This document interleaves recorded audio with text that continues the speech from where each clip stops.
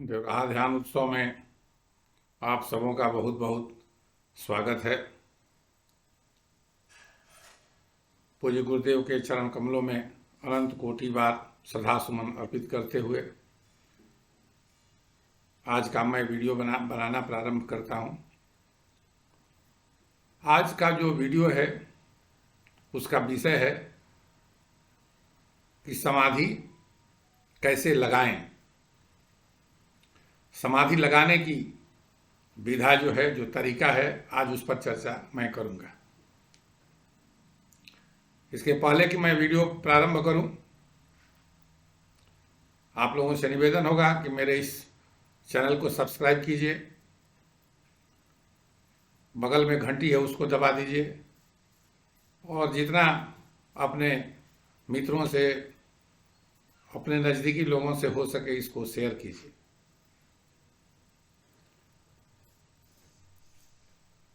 मानव जीवन का लक्ष्य क्या है?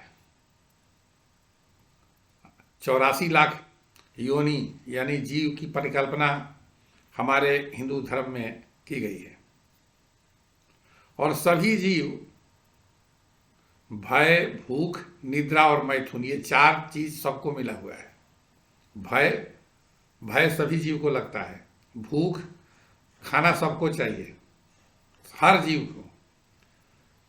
भय, भूख और निद्रा जो है सो प्रत्येक जीव के लिए अनिवार्य है। अगर निद्रा नहीं, अगर सोए नहीं तो उसका जीवन आगे नहीं चलेगा।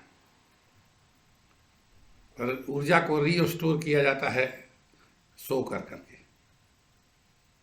और चौथा है मैथुन, सेक्स की क्रिया, जिसमें आनंद भी है और जिसमें रिप्रोडक्शन भी होता है। प्रकृति आगे बढ़ती है, उस जीव से उसी के तरह दूसरा, तीसरा, चौथा जीव पैदा होता है और संसार का काम आगे बढ़ता है।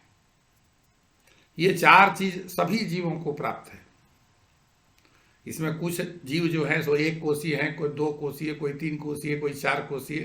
5 कोषीय शरीर मानव शरीर है, जिसमें ये जो मस्तिष्क है, इस मस्तिष्क की क्षमता असीमित है। यह 0 से शुरू करके इस यूनिवर्स का, इस अनंत कोटि ब्रह्मांड का जो स्वामी है, परमात्मा, जो इसका करता है, इसका निर्माण करता है, इसका दृष्टा है, उसको प्राप्त करने की क्षमता रखता है। शोध कर सकता है, बहुत सा वैज्ञानिक शोध करके बहुत सा चीज को बना सकता है। जैसा कि आजकल के युग में देखते हैं कि एक से एक हथियार बन गए, एक से एक चीज बन गई, सुविधा के लिए भी और असुविधा के लिए और विध्वंस के लिए भी। ये वैज्ञानिकों का कमाल है, लेकिन सब उस प्रकृति के भीतर ही है। परमात्मा का बनाया हुआ 5 तत्वों को अगर हटा दिया जाए, किसी वैज्ञानिक को कह दिया जाए कि आप इन 5 तत्वों को छोड़ करके अपने से कोई चीज बना ले, तो कोई वैज्ञानिक बना नहीं पाएगा। बिना परमात्मा के 5 तत्वों को मिलाए हुए 5 तत्वों में से 1, 2, 3, 4 कोई ना कोई तत्व को मिलाना ही पड़ेगा, तब ही जो है सो वैज्ञानिक कोई शोध करके आपको कोई चीज दे सकते हैं, अन्यथा नहीं। इसकी इतनी असीम क्षमता है, इस मानव मस्तिष्क की असीम क्षमता है। ये उद्देश्य दिया गया है मानव के भीतर जो आत्मा है, या और भी जीवों के भीतर जो आत्मा है, उसका ऑन एवरेज लाइफ जो है सो 10 लाख वर्ष बताया गया है। जब एक बार परमात्मा के निर्देश से कोई आत्मा शरीर पकड़ता है तो उसको 10 लाख वर्ष मिनिमम लग जाते हैं। 10 वर्ष औसतन लग जाते हैं मुक्ति प्राप्त करने में। प्रमाण है कि मिनिमम 2 साल और मैक्सिमम 20 लाख वर्ष में मुक्ति जरूर हो जाती है। कोई अति उत्साही जीव हो, भगवान बुद्ध जैसा, हालांकि उनको भी 7 वर्ष लग गया था, या आदि शंकराचार्य जैसा, वो लोग भी एक जन्म में नहीं बने थे, कई जन्म लगा था उसका, लेकर के आए थे प्रारब्ध और उसके आधार पर वो लोग किए थे। तो मिनिमम न्यूनतम 2 बरस और अधिकतम 20 लाख बरस, 20 लाख वर्ष होते होते आत्मा जो है सो स्वयं परमात्मा से मिलने के लिए जीव को मार्ग दे देती है। आपको अब निर्णय लेना है कि 20 लाख वर्ष प्रताड़ित होकर के परमात्मा से मिलना है कि 10 लाख जो सामान्य अवधि निर्धारित है उसमें मिलना है, आखिर 1,50,000 वर्ष में ही मिल जाना है। ये आप पर डिपेंड करता है, आप पर निर्भर करता है। प्रकृति ने आपको संसाधन सब उपलब्ध किया, आपको मस्तिष्क दे दिया, इंद्रियां दे दिया, मन दे दिया, बुद्धि दे दिया, सब कुछ दे दिया और कहा कि अब अपने प्रयास से तुमको होना है। और जीवों जन्मों का तो सब संग्रहित है ही। मानव जीवन में इसके पूर्व में जो भी जीवन मिला है उसमें हम लोग बहुत तरह का गलत कार्य किए हैं। मानव जीवन में ही गलत कार्य करने का अपने लाभ के लिए ये विधा बनी हुई है, और जीव तो पेट के भूख के लिए करते हैं, इसलिए उनके कर्मों का परिणाम उनको भोगना नहीं पड़ता है। वो ट्रांसफॉर्मेशन ऑटो पायलटिंग मोड में प्रकृति के द्वारा होते रहता है। लेकिन मानव जीवन में जो हम लोग गलत करते हैं, किसी के प्रति हत्या, बलात्कार, चोरी, डकैती, दूसरे को दुख देना, ये सब जो कुछ भी हम लोग गलत करते हैं, किसी का ठग लेना, तो किसी का मकान हड़प लेना, किसी की बेटी को बीवी को लेकर भाग जाना, जितने प्रकार के अपराध हैं, अपराध वो नहीं है जो समाज की दृष्टि में है, अपराध वह भी है जो आपके भीतर अंतरात्मा उसको स्वीकार नहीं करती है, जिसके लिए आपको धिक्कारती है। जिस कार्य को करने से भीतर में जो फीलिंग है, जो एहसास है, वह निगेटिव होता है। निगेटिव जिसका एहसास है, जिसका आपके व्यक्तित्व पर नकारात्मक प्रभाव पड़ता है, उसके लिए आपको धिक्कारती है। भीतर जो एक मैकेनिज्म बैठी हुई है जिसका नाम आत्मा और उसके साथ जुड़े हुए और एलिमेंट्स हैं, लेकिन हम लोग उसको दबा करके आगे बढ़ जाते हैं। तो वो अनंत जन्मों में जो भी जितना भी जन्म हुआ और जितना भी पाप कर्म किए हम लोग, जिसका परिणाम होना है, बहुत सा कर्म है जिसका परिणाम होता भी नहीं है। मैंने कर्म पर एक वीडियो डाला है कि मनुष्य 3 प्रकार का कर्म करता है, जिस 3 प्रकार का परिणाम होता है, तो वो आप उसको पीछे जाकर के देख सकते हैं। संभवतः वो एपिसोड 7 में होगा। तो इस मानव जीवन का यही रहस्य है, इसके मन के अवचेतन अवस्था में आपके संपूर्ण जीवन का रहस्य उसमें छिपा हुआ है। अगर 1000 जन्म, लाख जन्म भी हुआ है, तो आपने जो कुछ भी हुआ है, आपके मन के अवचेतन में वह सब संग्रहित है। मन के अवचेतन स्थिति को ही चित्त कहा जाता है। मन में ही वो संग्रहित है, उसका अवचेतन जो भाग है वो उसी को चित्त कहते हैं। चित्त कोई अलग से नहीं है।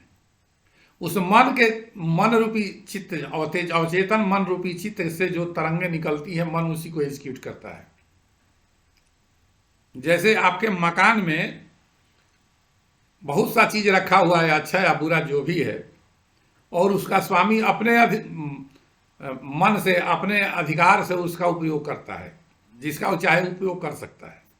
उसी प्रकार से आपके मन के अवचेतन अवस्था में जो कुछ भी संग्रहित है, मन उसके तरंगों के माध्यम से ही, जो तरंग उसमें से निकलती है या जो निकालना चाहता है, उसी को संसार में एग्जीक्यूट कराता है। बुद्धि के माध्यम से, प्राण के माध्यम से, इंद्रियों के माध्यम से वो एग्जीक्यूट कराता है और आपको फंसाता है। यहाँ तक मैंने 4-5 वीडियो पिछले 4-5 वीडियो से मैं इस पर चर्चा कर रहा हूँ, समाधि कैसे क्यों नहीं लगती है, और आज मैं ये बता रहा हूँ कि समाधि कैसे लगेगी आपको।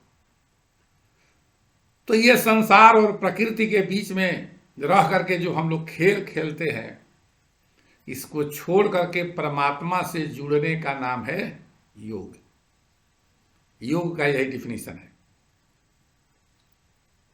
कि प्रकृति में जो कुछ भी है, समाज में जो कुछ भी है, परिवार में जो कुछ भी हम करते हैं, उसको छोड़ करके परमात्मा से जुड़ने का नाम है योग। यह योग 1-2 दिन में साधता नहीं है किसी का, इसको इसी के लिए साधना की जाती है। तो समाधि पर आज हम चर्चा करेंगे। समाधि दो प्रकार की होती है, एक सबीज समाधि और एक निर्बीज समाधि। सबीज समाधि मतलब जिसमें बीज हो, आधार हो। निर्बीज समाधि उससे ऊपर का क्लास है। सबीज समाधि लगाना ग्रेजुएशन की डिग्री लेने के बराबर है, और निर्बीज समाधि मास्टर डिग्री पीएचडी करने के बराबर है। ऐसे इसको समझिए। तो ध्यान हम लोग लगाते हैं। सारा संसार आजकल ध्यान की तरफ लुझा हुआ है, लेकिन इस उलझन को सुलझाना बहुत आसान नहीं है। सब लोग नहीं सुलझा पाते हैं, क्योंकि सिस्टमेटिक ध्यान जब तक नहीं होगा, ध्यान को समझ करके नहीं किया जाएगा, तब तक वो ध्यान ऊपरी तौर पर लगते रहेगा और उसका परिणाम आपको हाथ नहीं लगने वाला है। तो अनंत आयाम हम लोग अपने जीवन में खोल दिए हैं। पहले भी खोले थे और इस जन्म में भी खोल दिए हैं। नौकरी करके, व्यवसाय करके, पढ़ के, लिख करके, अपराध करके, अच्छा बुरा सब कर्म करते करते हम लोगों ने अनंत आयाम खोल दिया है। और जैसे ही हम ध्यान में बैठते हैं तो वो जो हम फाइल बांध करके रखें वो सब फाइल खुल जाती है और आपके मन को वो परेशान करती है। मन को लगने ही नहीं देता है, लगता ही नहीं ध्यान में। दूसरी तीसरी बात है, आपको पूरे जन्म में जो कुछ भी हुआ है, जो नहीं पिछले जन्म का भी होगा तो वो भी आपको याद पड़ जाएगा। गहरे ध्यान में जाने पर पता इस जन्म में वो जो घटना नहीं रहती वो भी फाइल खुल जाती है। अंत तक मन चाहता है कि इस साधक को परमात्मा की तरफ न जाने दें, ये उसकी दृष्टि रहती है। तो आपको करना क्या है?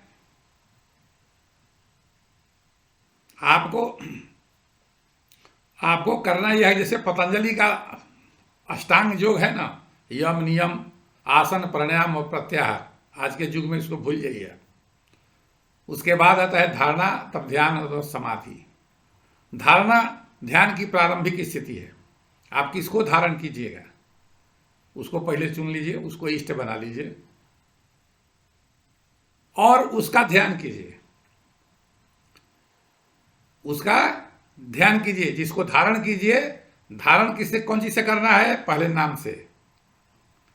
नाम को स्मरण करके, जप करके, उससे नाम से परिचित हो जाइए और उसी के रूप का जब चिंतन करेगा तो उसको कहते हैं ध्यान। नाम से जुड़िए और नाम से जुड़ने के बाद जब नाम से परिचय हो जाए, नाम से आसक्ति हो जाए। आसक्ति शब्द का मैं जानबूझकर इस्तेमाल कर रहा हूं। आसक्ति गहरी चीज है। जब आसक्ति का मतलब जो छूटे, छोड़ने पर भी ना छूटे। जब नाम से आसक्ति हो जाएगी तब रूप पर ध्यान करना आसान हो जाएगा। तब रूप पर ध्यान कीजिए। ध्यान भी दो प्रकार का होता है। एक ध्यान होता है संपूर्ण समष्टि को अपने में उतार देना, और दूसरा ध्यान होता है अपने को संपूर्ण समष्टि में मिला देना। भगवान बुद्ध ने ध्यान किया था अपने को समष्टि में, अपने को परमात्मा के का जो विस्तार है उस विस्तार में वो अपने को समाहित किए। भगवान महावीर ने संपूर्ण समष्टि के, परमात्मा के संपूर्ण अनंत कोटि ब्रह्मांड का जो कुछ भी आनंद है या जो कुछ भी है उसको अपने हृदय में उन्होंने उतार दिया ध्यान से। ये दो विधियां हैं ध्यान करने की। या तो अपने को अनंत में विलीन करिए या अनंत को अपने हृदय में उतार दीजिए। तब जो विधा आपको सूट करता है ध्यान को, उसको पकड़ लीजिए, आप ध्यान कीजिए। अब ये ध्यान जो है सो एक पर एक नहीं लगेगा, इंटरमिटेंट लगेगा। आपको रुक कर ध्यान लगेगा। 2 मिनट लगेगा, फिर छूट जाएगा, 4 मिनट लगेगा, 10 मिनट लगेगा, छूट जाएगा। तो आपको ध्यान करना क्या है? ध्यान का उद्देश्य क्या है कि जो आपके इष्ट हैं, जिसका नाम आपने जप कर लिया और जिसके रूप पर आप ध्यान कर रहे हैं, अब ये नाम और रूप ही जब रह जाए केवल ध्यान में, आप 1 घंटा मान लीजिए कि ध्यान करते हैं, तो नाम और रूप, नाम लेते लेते रूप पर चले गए, और जब रूप से मन उबा तो फिर नाम पर आ गए, नाम से रूप, रूप से नाम, ऐसे करते करते ध्यान आप लगा रहे हैं। जब 1 घंटे तक इस नाम और रूप के बीच में मन अपना कोई चीज इंसर्ट करना उसमें डाल नहीं सके, आपके जो फाइल हैं अच्छे और बुरे, उसके द्वारा आपको प्रभावित न कर सके, आपके उस ध्यान की विधा को समाप्त न कर सके, तो समझिए कि हम ध्यान में प्रवीण हो गए। 1 घंटा बहुत बड़ी बात है। मैं आपको दावे के साथ कहता हूं कि भारतवर्ष के जितने ही 50 लाख गेरुआधारी संत हैं, इस नाम अनुरूप का ध्यान 5 मिनट भी अगर कर लें निर्बाध रूप से, जिसमें मन का हस्तक्षेप न हो, तो ऐसे संत शायद ही 0.1 0.2% मिलेंगे आपको। 1 घंटा का अगर एग्जाम होगा तो मैक्सिमम लोग फेल कर जाएंगे। तो आपको सबीज समाधि, इसी को कहते हैं सबीज समाधि। अपने जीवन के जो खुले हुए अनंत आयाम है उसको बंद करके अपने इष्ट के नाम और रूप पर उसको स्थिर कर दिया जाए तो उसको कहते हैं सबीज समाधि। माने आधार इष्ट का रूप हो गया और नाम हो गया। जब आप ये कर लेंगे तो आपका सबीज समाधि हो गया।